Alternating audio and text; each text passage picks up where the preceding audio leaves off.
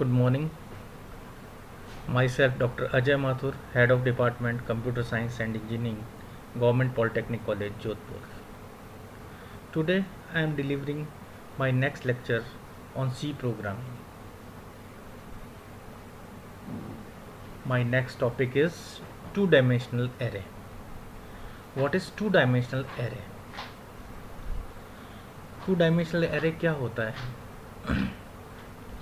A variable which represent the list of items using two index or subscripts is called two-dimensional array. जब variable को हम किसी list variable की जो list है उसके आइटम्स को हम दो सबस्क्रिप्ट के द्वारा दर्शाते हैं, जब सबस्क्रिप्ट की संख्या 2 हो तो उसे टू डायमेंशनल एरे कहते हैं, और जब सबस्क्रिप्ट की संख्या 1 होती थी तो उसे हम वन डायमेंशनल एरे कहते थे. In two dimensional array the data is stored in rows and column format. Two dimensional array के अंदर डाटा स्टोर किस में होता है? रो और कॉलम के फॉर्मेट में. For example int table 2 3. Int है एरे का डेटा टाइप, टेबल है एरेज नेम, और इसमें सबस्क्रिप्ट की संख्या कितनी दिख रही है हमारे को? 2 और 3. इसका मतलब है कि दो सबस्क्रिप्ट है. दो सबस्क्रिप्ट है इसका मतलब ये एरे कैसा है? टू डायमेंशनल एरे है, जिसके अंदर रोज कितनी है? 2, और कॉलम कितने हैं? 3. Declaration of to dimensional array. The general form of to dimensional array declaration is. General format कैसा होता है एक टू डायमेंशनल 2D एरे को डिक्लेयर करने का? टाइप, जो आपका एरे है उसका टाइप कैसा है, इंटीजर है, फ्लोट है या कैसा है, वहाँ टाइप की जगह पे हम उसका डेटा टाइप लिख देंगे. एरे नेम, उस एरे का जो भी आपको नाम रखना है. देन रो साइज, कितनी नंबर ऑफ रोज है, और then next column size, number of columns कितने हैं. So here is the type specifies the data type of elements contained in the array such as int, float or char. The size should be either a numeric constant or a symbolic constant. Initialization of two-dimensional array. The general form of initialization two-dimensional array is type, array name, row size, column size is equal to list of values. For example, int table 2 3. Table 2 3. Table एक array है जिसके अंदर number of रोज 2 है और column 3 है. इसकी value को हम इनिशियलाइज कर रहे हैं 0 0 0 1 1 1. Here the elements of first row initialise to 0 and the elements of the second row initialise to 1. इसका मतलब क्या हुआ कि उसके अंदर नंबर ऑफ रोज कितनी है इस एरे के अंदर? 2, और कॉलम कितने हैं? 3. तो फर्स्ट रो के जो एलिमेंट्स होंगे वो फर्स्ट 3 हो जाएंगे. कितने होंगे वो? 0 0 0.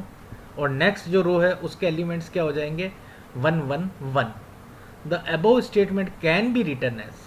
जो अबव स्टेटमेंट है उसको हम इस प्रकार से भी लिख सकते हैं. In table 2 3 is equals to 0 0 0.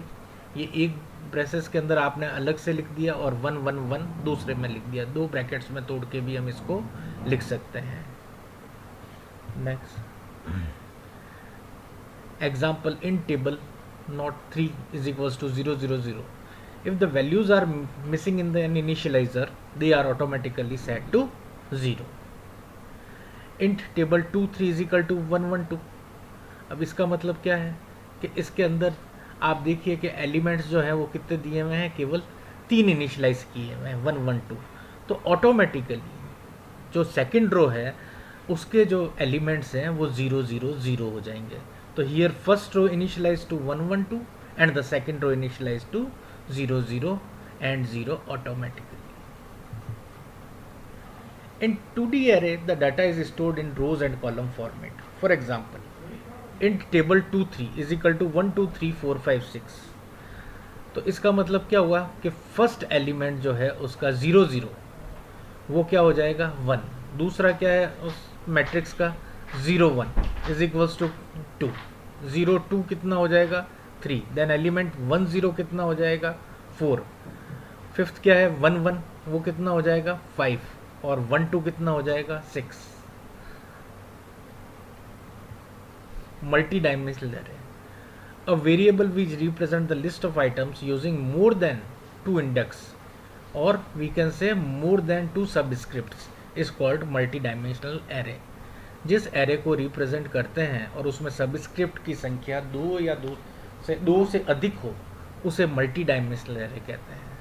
The general form of multi dimensional array is type array name S1 S2 S3 and so on up to Sn.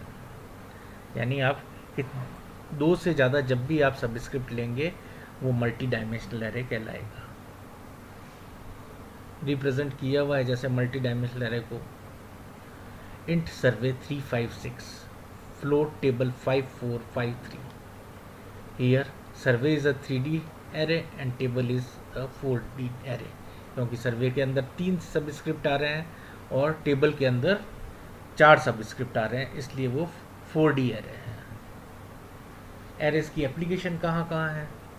Using pointers for accessing arrays, passing arrays as function parameters, arrays as member of structures, using structure type data as array elements, arrays as dynamic data structures, manipulating character arrays and strings. ये इसकी कुछ applications है. Thank you.